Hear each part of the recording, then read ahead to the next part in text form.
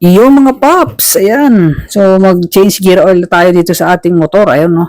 Naka 5,000 kilometer na naman natin ako kaya papalitan na natin itong gear oil ng ating Honda Click. So ito, pwede niyo itong gawin. Yung iba ang ginagawa is every, di ba, nag-change engine oil sila.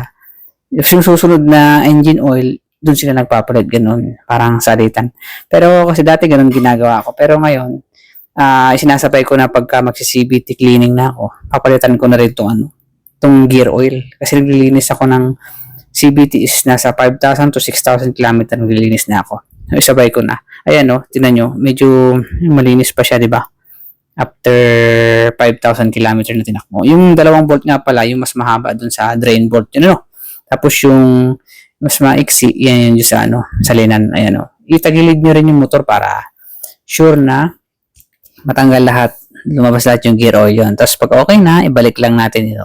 Okay? Gagamit ka nga pala dyan ng 12mm na socket para pangtanggal. Tsaka pagbalik ng bolt. Ayan, ganyan lang. Kamayin nyo muna, tapos higpitan nyo na. Clockwise, di ba?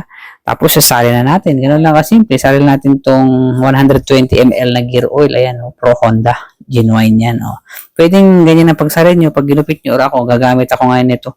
Yung sa UTP cable, ayan para at least sigurado akong may lagay ko lahat. Pero pwede rin naman yung diretso na doon, medyo tagilid nyo nga lang. Ayan, subukan lang natin ito kung okay.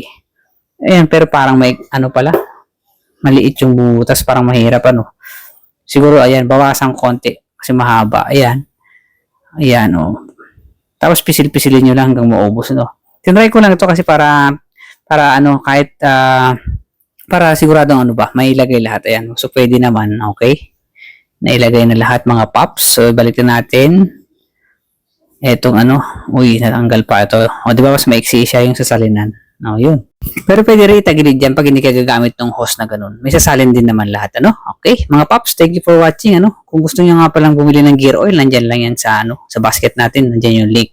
Check out na. Thank you.